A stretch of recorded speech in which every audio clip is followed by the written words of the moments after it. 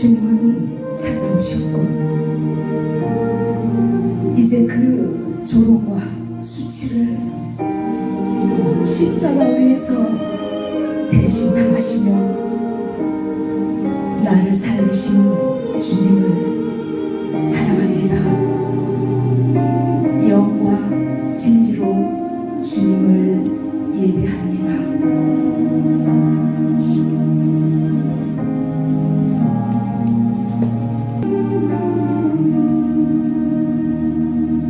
네, 주님, 제가 그곳에 있었습니다. 주님이 십자가에서 몸 찢기시고 피 흘리실 때 저는 아무것도 할 수 없었습니다. 그러나 예수님의 보혈로 모든 슬픔이 사라졌습니다. 내 죄를 위해 고난당하신 구세주 예수님을 찬양합니다. 이제 내 주인 되신 예수님과 함께 남은 삶을 살아가겠습니다. 예수님!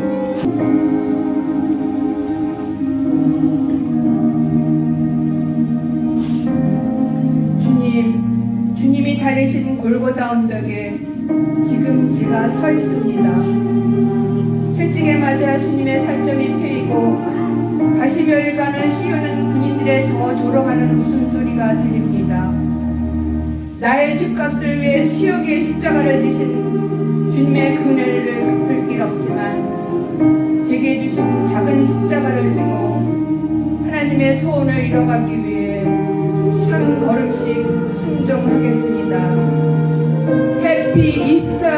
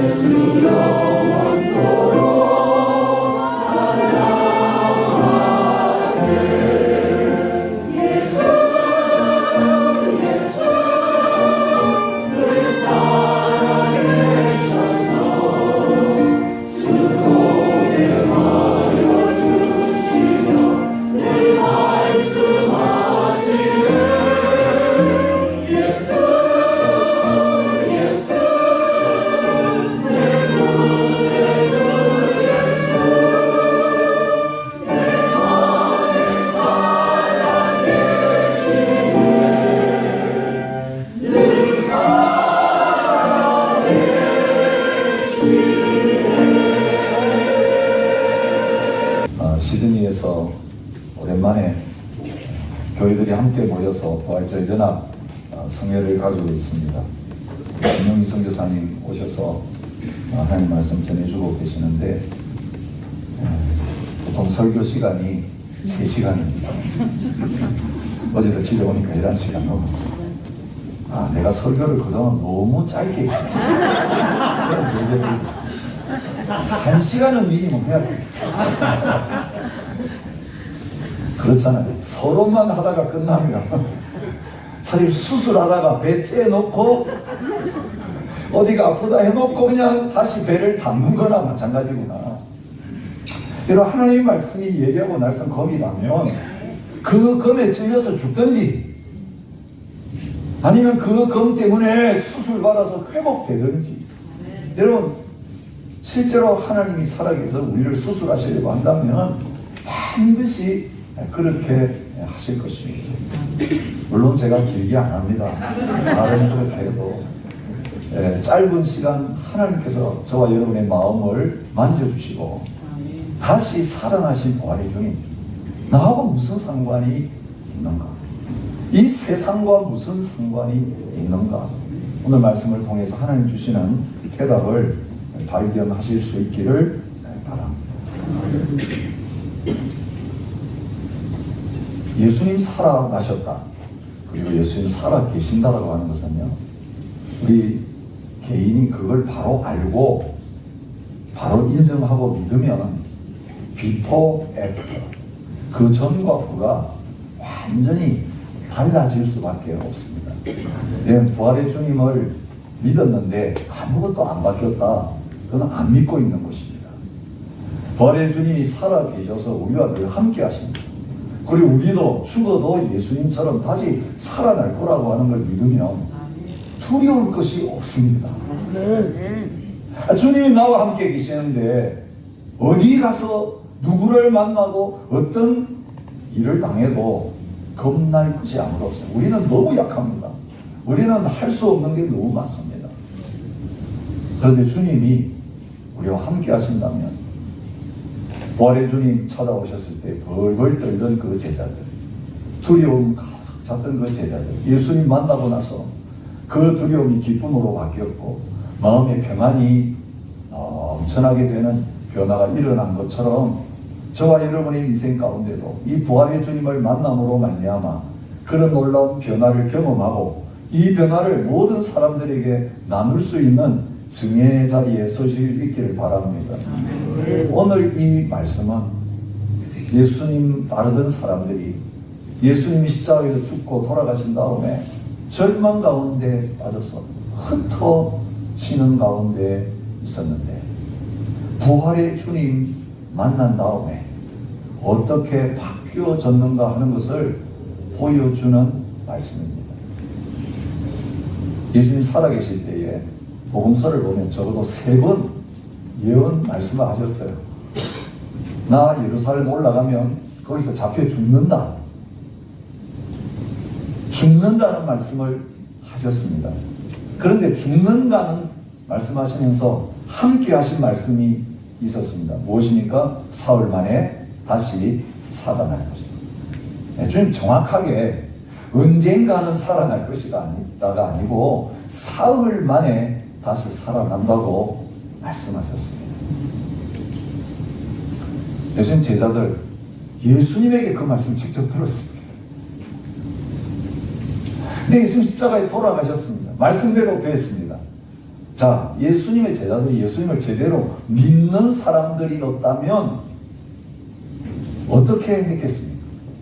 예수님 제자들만이 아니라 따르는 사람들 그 말 들었는데 제대로 믿는 사람들이라면 어떻게 했겠습니까?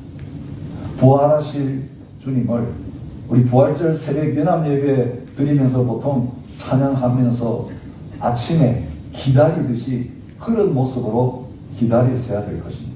오늘 성경을 보면요, 예수님 부활하셨다 증거하는 이 성경 보면, 이 성경 기록될 때에 이 예수님의 제자들 다 교회 안에서 지도적인 위치에 있는 사람들이었습니다.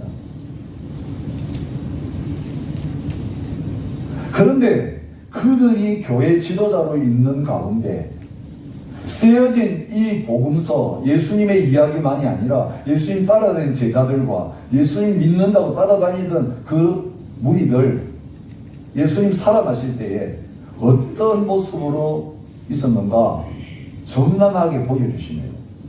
여러분, 그 지도자들을 미화하고 그들의 부끄러운 부분은 감추고 좋은 부분만 드러내는 것이 하나님의 말씀이라면 이거는 다 거짓입니다. 믿을 수가 없습니다. 정확하게 객관적인 시선으로 복음서를 처음부터 끝까지 한번 읽어보십시오. 이들이 처음부터 믿는 사람 아니었습니다. 주일 아침에 여자들이, 사실 제자들은 찾아오지도 않았는데 무덤에 갔습니다. 왜 갔습니까?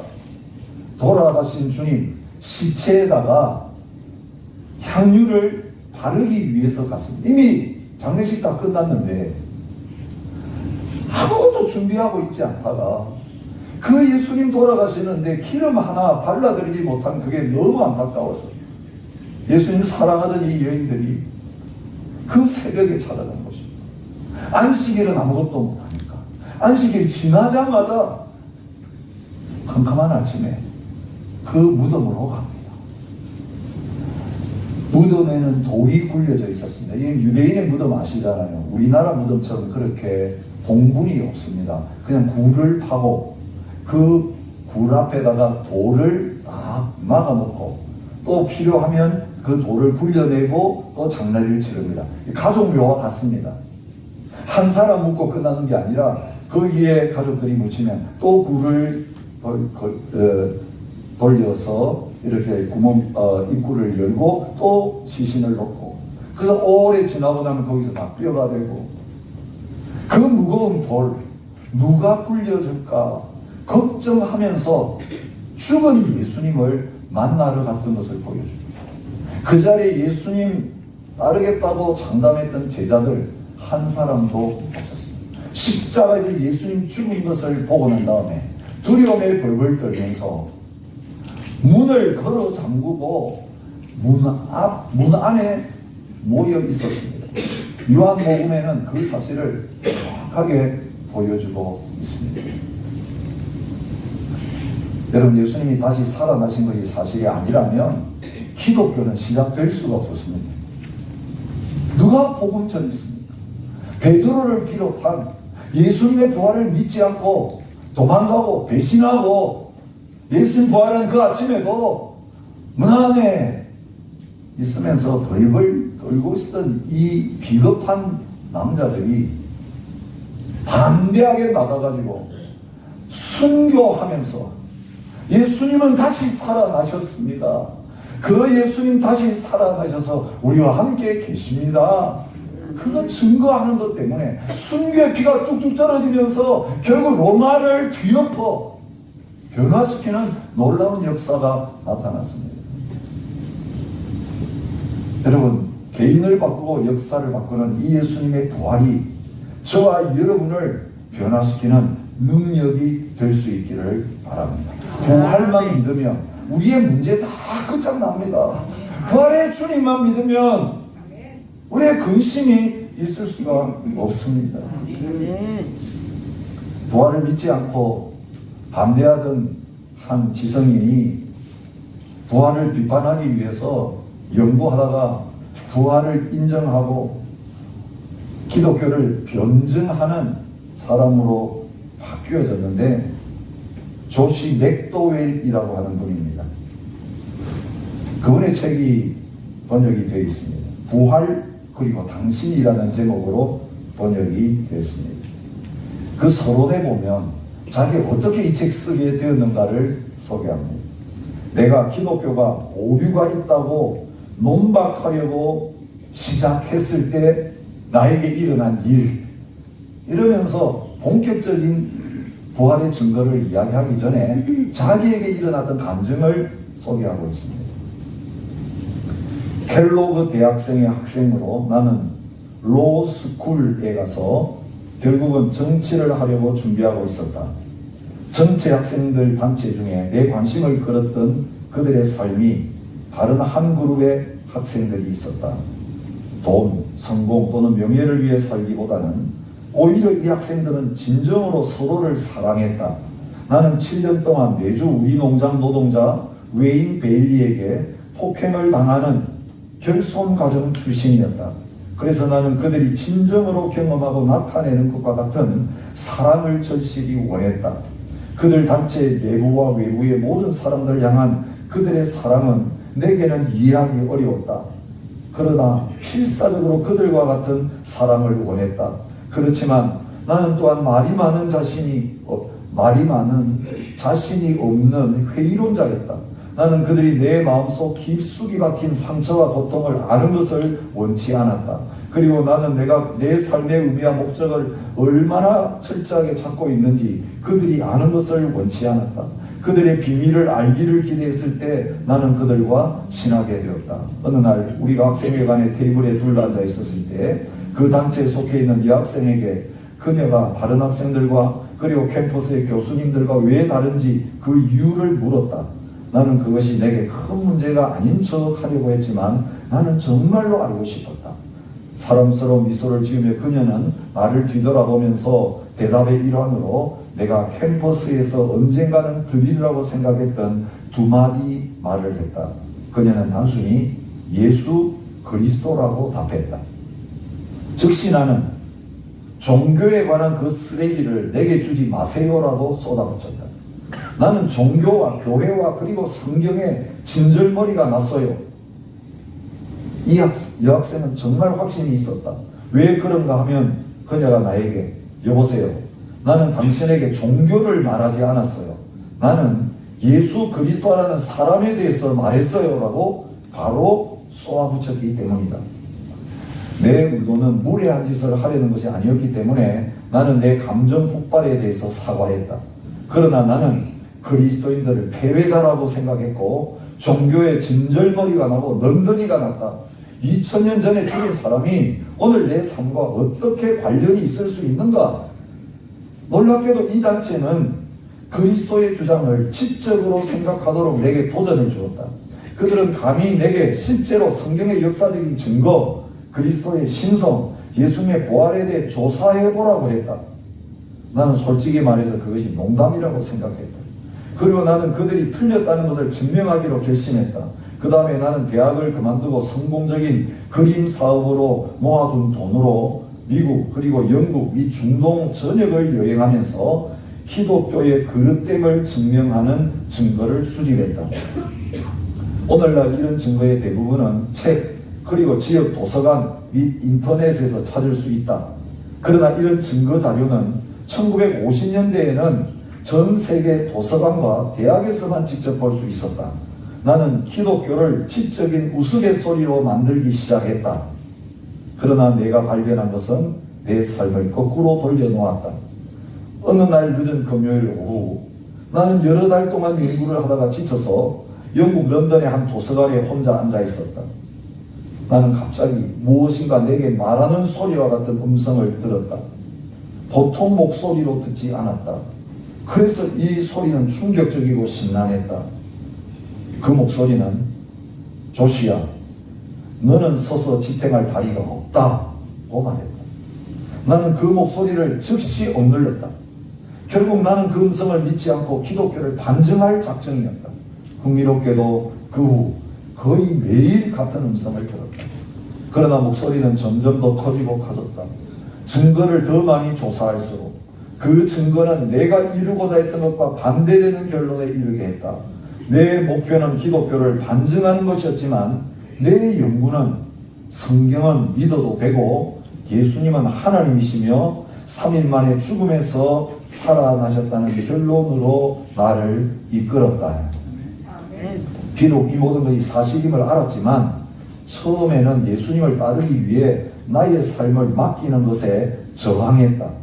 나는 사람들이 나를 어떻게 생각하게 될지 그리고 신자가 되기 위해 감당할 희생을 두려워했다. 그러나 지금 그리스도를 따르는 50년을 되돌아볼 때 나는 이것이 내 삶의 최선의 결정이었다고 진심으로 말할 수 있다.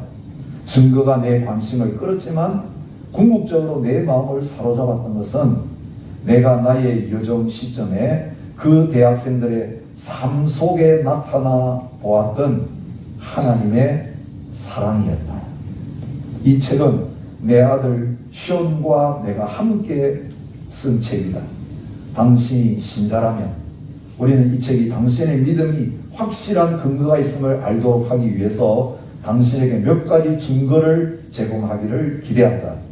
당신이 동의한다면 이 책을 비기독교인 친구와 나누어 보는 것을 고려해 보는 것은 어떨까? 당신이 회의론자라면 우리 모두가 바라는 것은 당신이 열린 마음으로 이 책을 읽는 것이다.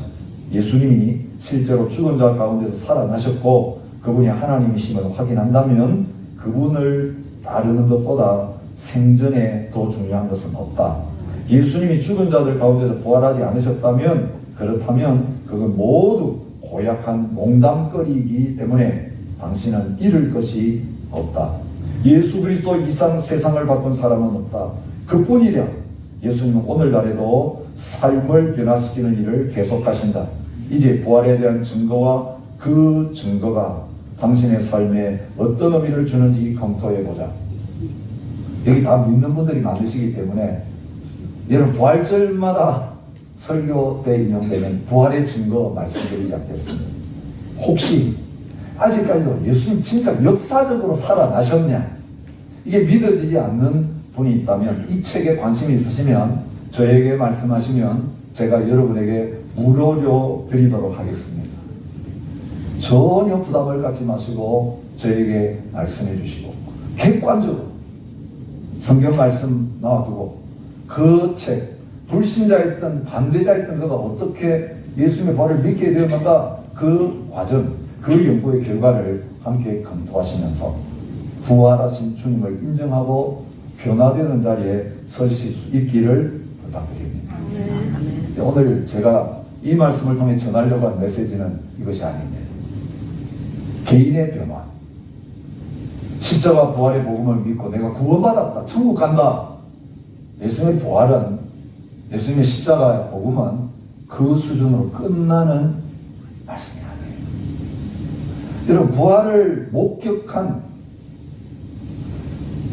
여인과 제자들의 이야기, 그 증인들의 이야기를 한 다음에 예수님은 그 만나는 사람들에게 가장 중요한 것을 부탁하시면서 떠나가고 계시는 것을 볼 수 있습니다. 그리고 오늘 본문에 우리의 궁금증을 불러일으키는 말씀이 있습니다. 여인들이 먼저 예수님 만났습니다. 그 천사를 만났습니다. 예수님 직접 만나지는 못했습니다. 무덤이 비어 있는 거 보았습니다. 거기에 천사가 있는 거 보았습니다. 근데 그 천사가 그 여자들에게 부탁한 말씀이 7절에 나옵니다. 또 빨리 가서 그의 제자들에게 이르되 그가 죽은 자 가운데서 살아나셨고 예수님 살아나셨다고 그들에게 이야기해라. 그렇게 부탁했는데요. 그 다음 말씀이 우리의 관심을 끕니다. 너희보다 먼저 갈릴리로 가시나니 거기서 너희가 배우리라. 여러분, 성경을 마태, 마가, 누가, 요한복음 종합해 보면 갈릴리로 가서 주님이 제자들 만나시기 전에 엠마오로 가는 제자들에게도 나타나시고 또 직접 예루살렘에 찾아오시고, 그죠? 여러 번 예수님의 제자들이 예수님 만난 사건이 나옵니다. 그런데 이 마태복음에서 예수님의 부활 사건을 기록하면서 또 마가복음도 마찬가지인데 천사들에게 이 천사들을 통해 여자들에게 부탁하는 게 갈릴리로 가신다. 먼저 갈릴리로 가서 너희들을 만나실 것이니까 갈릴리에서 만나자고 전해라.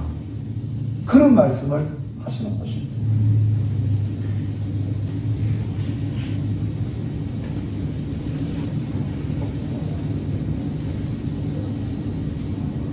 이 갈릴리 어떤 곳입니까? 어떤 곳이기에 다른 어떤 장소보다도 그 제자들을 향해서 갈릴리에서 만나자 그렇게 말씀하고 계실까요?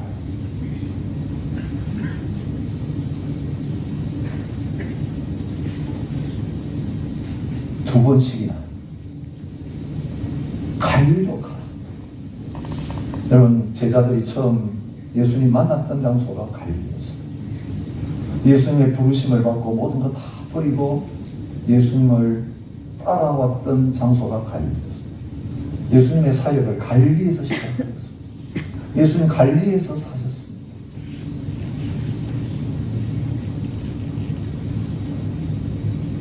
갈릴리에 다니시면서 놀라운 메시지를 전하시고 놀라운 사역들을 하셨습니다. 그런데 갈릴리에서 예수님 만나고 모든 다 다치면서 첫사랑의 감격에 가득 찼던 이 제자들, 기대를 가지고 예루살렘까지 올라왔는데 예수님이 십자가에서 죽어버리시는 것을 보면서 그 꿈이 깨지고 그 기대가 산산조각 나면서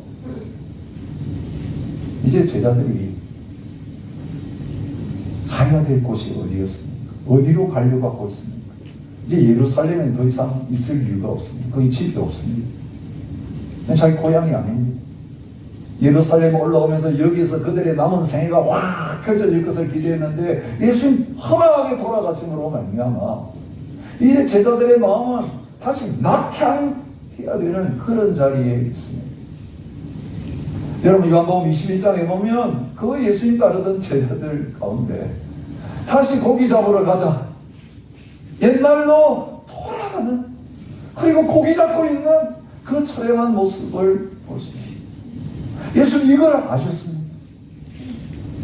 예수님은 기대와 사랑이 다 식어버렸습니다. 여러분, 예수님 다시 만나기도 부끄럽습니다. 죽을지언정 부인하지 않겠다고 했는데 예수님을 부인했습니다. 예수님 버리고 도망갔습니다. 예수님 다시 만날 체면이 없습니다. 여러분, 터벅터벅 갈릴리 실망하면서 옛날로 돌아가는 그 제자들의 마음과 형편을 아시고 예수님이 하신 말씀입니다. 재미있는 표현은요, 갈릴리에서 그냥 만나자 그게 아니죠. 뭐라고 하십니까? 너희보다 먼저 갈릴리로 가십니다. 갈릴리로 돌아올 걸 아시고 주님이 먼저 가셔서 폐장병이 되어서 돌아오는 그들을 거기서 기다리고 계십니다. 숲을 피워놓고 거기에 떡 구워놓고 숲을 째면서 배신했던 그들의 기억을 주어 그 제 베드로에게 삼기십니다. 너희 고기 잡은 거 있느냐 좀 가져오너라. 고기 구워서 같이 먹자. 같이 식사하자. 여러분, 사랑의 식탁을 베풀어 놓고 이 배신자들과 이 낙심한 자들을 초대하시면서 만나주시는 부활의 주님입니다. 아멘. 여러분, 부활의 주님이 찾아오시는 순간은 우리가 충성하고 우리 하나님께서 뭔가 많은 일을 하고 주님 저 만나주세요. 저는 이 정도면 됐지요. 바리새인과 같이 의롭다고 하는 그 사람들에 대해서 주님 별로 기대와 관심이 없어졌어요. 실패한 사람. 여러분 보면 이 제자들이요, 예수님 다시 만난 다음에 갈릴리에서 만났어요. 그죠? 이 갈릴리에서 만나서 정하시던 사람 어딘지 뭐지만 가서 만났는데 예수님께 막 엎드려서 예배하는데 어떤 사람도 있었다고요? 예수님 부활한 주님 만나놓고도 의심하는 자들도 있더라. 형편없는 사람들입니다. 여러분, 예수님의 부활을 위해서 내가 이제 나가서 복음 전하겠다, 죽겠다 이런 용사들이 아니었다고요. 부활의 주님 만나놓고도 긴가민가, 유령인가 아닌가, 우리와 똑같은 의심투성. 나는 내 손으로 만져봐야 믿겠다. 도마처럼 철저한 실증론자, 증거를 보였다면 그러면 믿겠다는 이런 사람들이 제자들이었어요. 무조건 막 믿음 져가지고 아멘 믿습니다 이런 사람들이 아니었다니까요.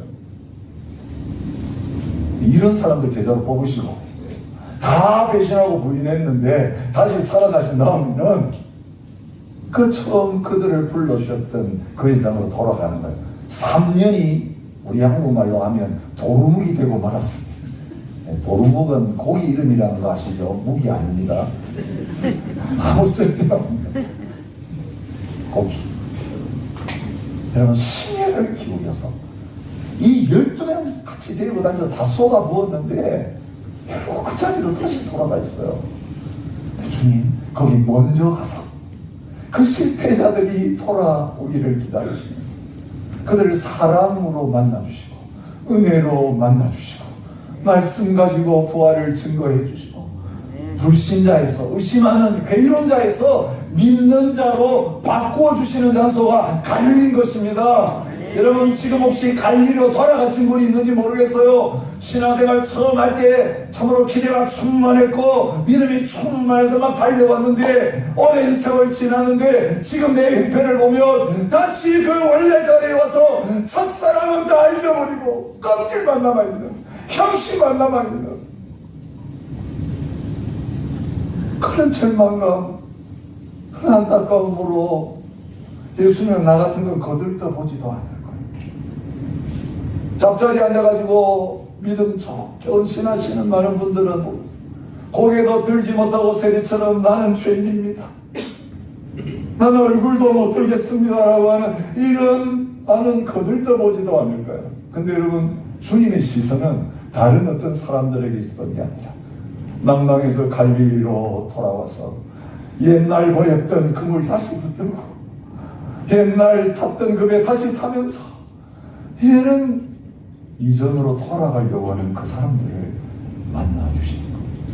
오늘 부활주의 나를 만나주시는, 나보다 먼저 나를 그 실패의 장소로 와서 기다리시면서 똑같은 방법으로 그물 던지면서 예수님 만났던 그 장면 다시 재현시키시면서 내가 그래도 너를 사랑한다, 너가 나를 선택한 것이 아니라 내가 너를 선택했고 내가 너를 불렀다라고 하십니다. 그 놀라운 은혜를 회복하실 수 있기를 축복합니다. 저는 지금도 여러분을 사랑하셨습니다. 사랑하십니다. 배신했어도 넘어졌어도 다시 처음 자리로 돌아왔습니다. 예수님이 여러분을 향해 주셨던 그 은혜를 다 까먹고 헛되게 만들고 결국은 그 자리에 다시 넘어졌어도 주님은 다시 세우시고 다시 만나주시고 다시 살리시려고 찾아오십니다. 여러분, 우리의 육신이 사는 것보다 더 중요한 것은 우리의 영혼이 살아나는 것입니다. 우리의 믿음이 다시 살아나는 것입니다. 주님 살아계실 뿐만 아니라 나를 사랑하시는 분이시군요. 여러분, 살아나셨다는 게 오히려 나 같은 거 이제는 찾아오시죠. 나를 찾아오셔 심판하시지는 않을까. 여러분, 살아났다는 주님이 그들에게 두려움의 대상일 수 있는 거예요. 근데 부활의 주님은 두려움의 대상이 아니에요. 우리를 심판하시지 않고 우리를 구원하시기 위해서 찾아오시는 분이기 때문입니다. 먼저 이 주님의 놀라운 은혜와 사랑, 갈릴리 그 실패 현장에서 다시 경험하는 저와 여러분이 되시기를 바랍니다.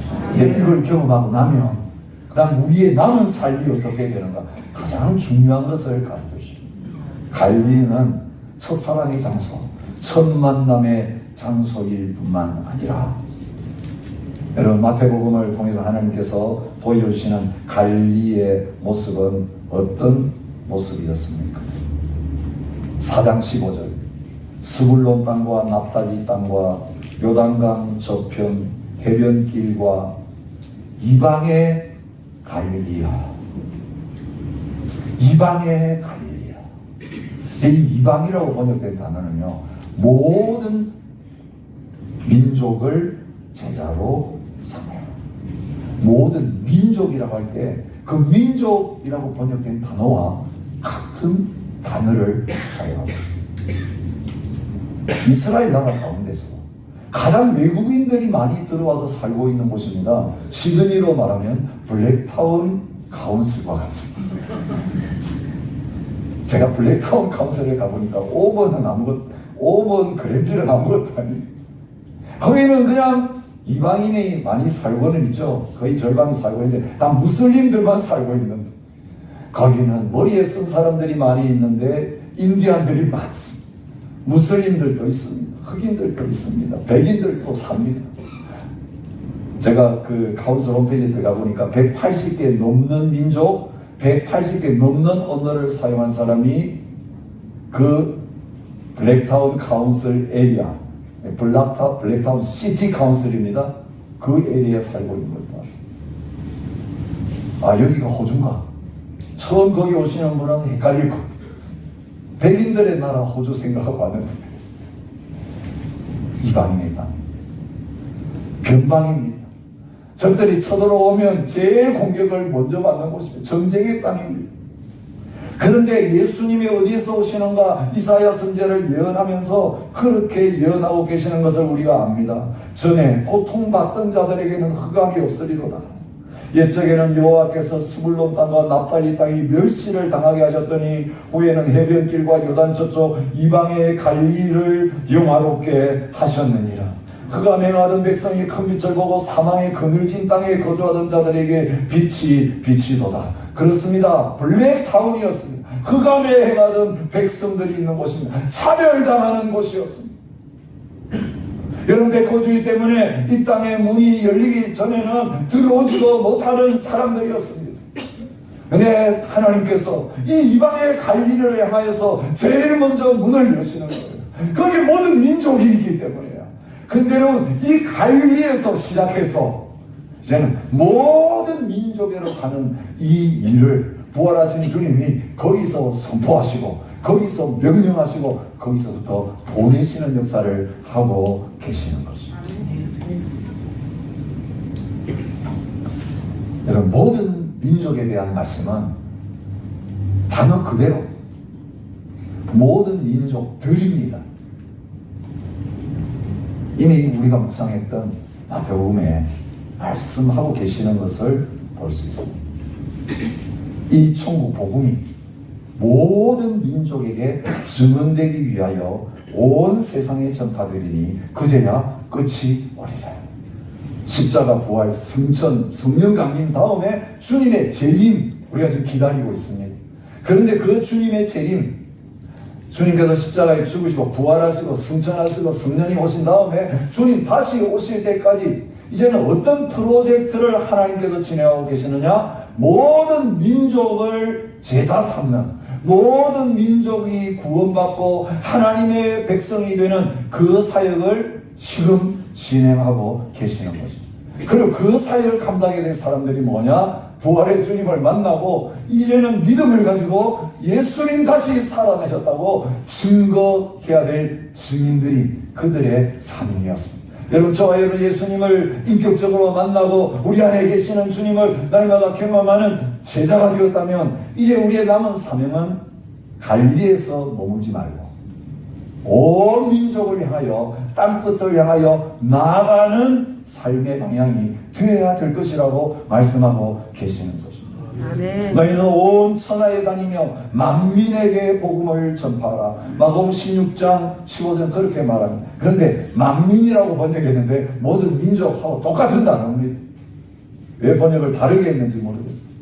모든 민족, 아직까지 주님을 알지 못하고 구원받지 못하는 모든 민족, 모든 족속들에게 가야 될 것을 말합니다. 여러분, 창세기부터 시작되는 모든 하나님의 구원 역사는요, 타겟이 어디에 맞춰져 있느냐? 모든 민족에게 맞춰져 있는 것을 우리가 볼 수 있습니다.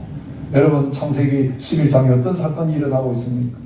바벨탑 사건이 일어나면서 그때부터 이제는 언어가 달라지면서 하나였던 민족이에요.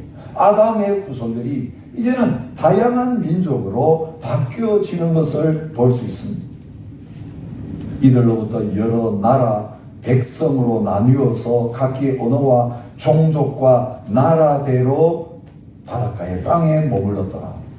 10장에 그 세맘 야벳의 족보를 쭉 이야기하면서 바로 바벨탑 이후에 한 민족이 다른 민족들로 나누어져서 흩어지는 사건이 일어났다는 것을 보여주시고, 구원의 역사를 아브라함을 부르시면서 시작하시면서 하나님이 아브라함에게 하시는 말씀이 뭡니까? 땅의 모든 족속이 너로 말미암아 복을 얻을 것이라 하신지라. 땅의 모든 족속이 너 때문에 복을 얻는 그 일을 하려고 너를 불렀고, 이스라엘 백성을 선택했고 그들을 온 세계 중에 복이 되는 그 민족으로 쓰려고 한다. 그렇게 말씀하십니다. 여러분, 구약의 중간중간마다 하나님의 관심은 그 이스라엘 백성에게만 있는 것이 아니라 온 민족에게 있는 것을 말씀하십니다. 땅의 모든 끝이 여호와를 기억하고 돌아오며 모든 나라의 모든 족속이 주의 앞에 예배하리니. 하나님은 우리에게 은혜를 베푸사 복을 주시고 그의 얼굴빛을 우리에게 비추사 주의 도를 땅 위에 주의 구원을 모든 나라에게 알리소서. 하나님이여 민족들이 주를 찬송하게 하시며 모든 민족들이 주를 찬송하게 하소서. 주여, 주께서 지으신 모든 민족이 와서 주의 앞에 경배하며 주의 이름의 영광을 돌리리이다. 너희 모든 나라들아 여호와를 찬양하며 너희 모든 백성들아 그를 찬송할지어다. 아멘. 우리에게 주신 복이 있어요. 우리에게 주신 은혜가 있어요.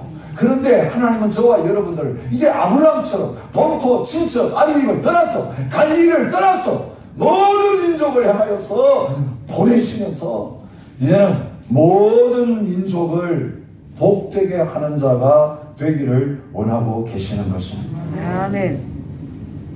창세기 3장 25절에 아브라함에게 이르시기를 땅 위의 모든 족속이 너의 씨로 말미암아 복을 받으리라 하셨다는 말씀을 다시 상기시킵니다.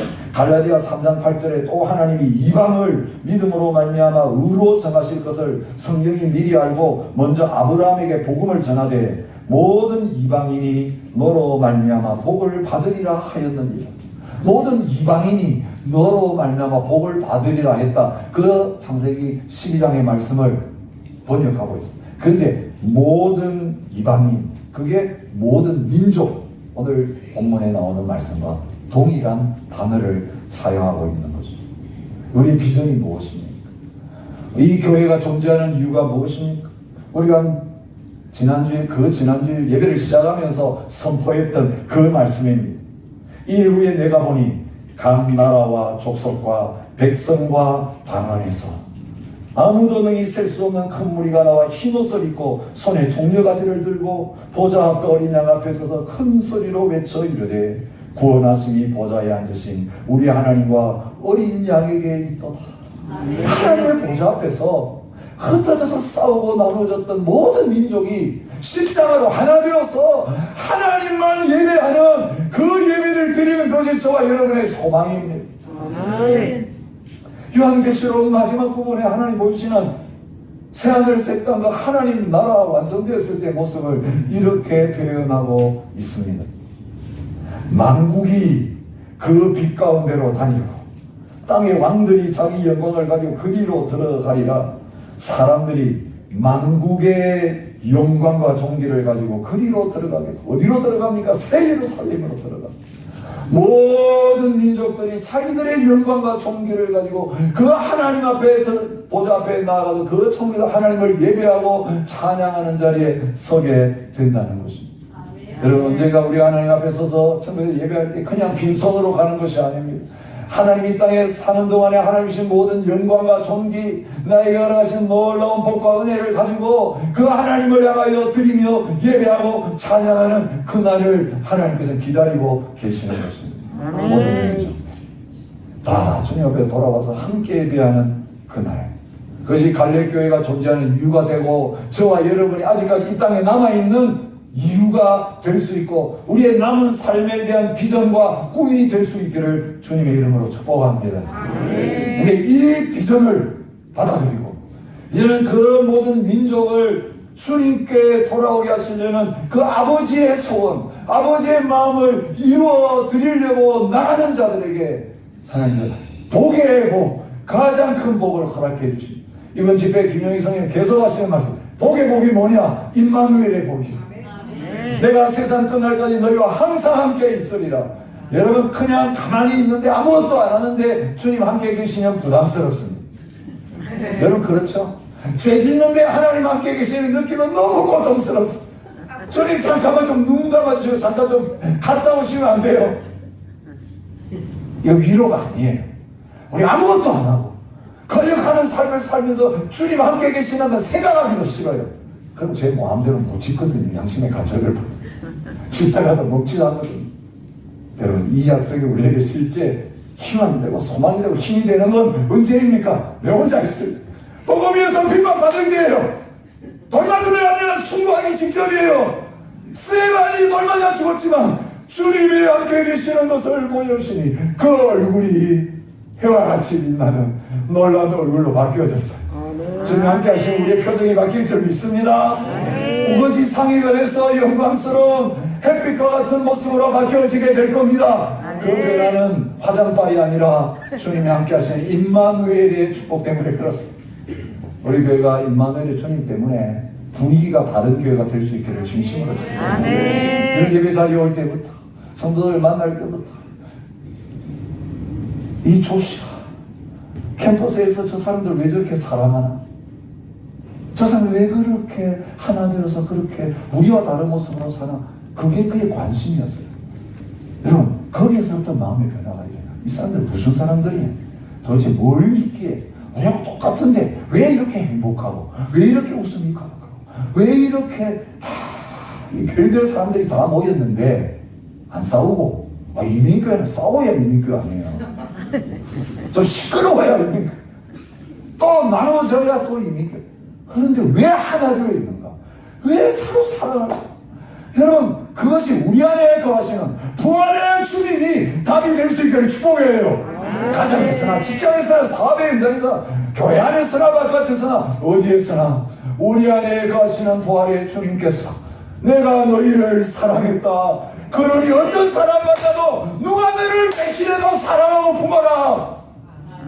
여러분, 이게 함께 하시는 주님이 우리를 떠나지 아니하시면서 온 싸우는 민족을 다 하나님 앞에 모으시기 위해서 우리에게 주신 부활의 능력이. 아멘. 우리 자주 함께 나가죠. 그러면 세상 끝날까지 우리 혼자 보내지 않으시고 힘들고 어려도 포기하려고 할 때만 안 돼요 하려고 할 때 내가 너와 함께 갈릴리를 생각해봐요. 그때 내가 너보다 먼저 와서 기다렸어. 지금도 너 넘어질 거 알고, 너 실패할 거 알고, 너 지금 이번 예배 드리고 마치고 기고 만장해서 가는데 며칠도 못 가가지고 몇 시간도 못 가가지고 와장창 넘어질 거 알고 또 눈 떠보니까 누가 계세요? 거기 주님 믿고 와 계시. 왜요? 다시 일으켜 주시기. 아멘. 포기하지 말라. 내가 너를 떠나지 아니하고 버리지 아니하리라. 아멘. 우리 부활의 주님, 우리 주님이세요. 우리 부활의 주님을 믿었고 이 부활의 주님을 다른 사람들이 필요로 하고 있어. 들어보지도 못한 사람들이다. 그래서 마귀에게 종로를 하고 있어. 질질 죄에 끌려다니면서 인생의 행복을 다 영원한 지옥불을 향하여 달려가고 있는데 오늘 놀라운 주님의 부활을 경험하고 죽었다가 다시 살아난 저와 여러분들, 이제는 갈릴리에서부터 모든 민족을 향하여 주님과 함께 나가는 놀라운 주님의 제자들이 되고 증인이 되시기를 축복합니다. 하나님, 거기에서 나를 위하여 영혼의 양식 예배해 놓으시고 은혜를 준비해 놓으시고 다시 배부르게 하시고 다시 힘없게 하시고 다시 똑같은 말씀 듣게 하시고 주님 따르기 위해서 일어설 수 있게 해주시니 감사합니다. 이 부활의 주님을 날마다 은혜 가운데서 만나며 사는 저희들 되게 하실 뿐만 아니라 이제 열방으로 같이 가자. 모든 민족들에게 함께 가자. 우리를 보내시며 따르라고 하실 때 하나님 순종함으로 기쁨으로 함께 하신 주님만 바라보고 십자가만 바라보고 우리의 발걸음이 나아가게 하여 주옵소서. 하나님, 이 주님의 꿈을 이루어드리기 위해 귀한 물질을 드립니다. 귀한 사역을 합니다. 우리의 한 주간의 삶을 주께 올려드립니다. 내 자신을 주님 쓰시도록 주님의 도구로 올려드립니다. 주님 받으시고 기름 부으시고 사용하여 주옵소서. 이제는 우리 주 예수 그리스도의 은혜와 아버지 하나님의 놀라우신 사랑과 성령의 교통하심이 모든 민족을 제자 삼는 하나님의 마음과 소원, 하나님의 비전 붙들고 부활의 주님과 함께 이 땅을 향하여, 이 민족들을 향하여 나아가는 모든 성도들과 주의 몸된 교회와 선교사님들 위해 이제부터 영원히 함께 있을지어다. 아멘.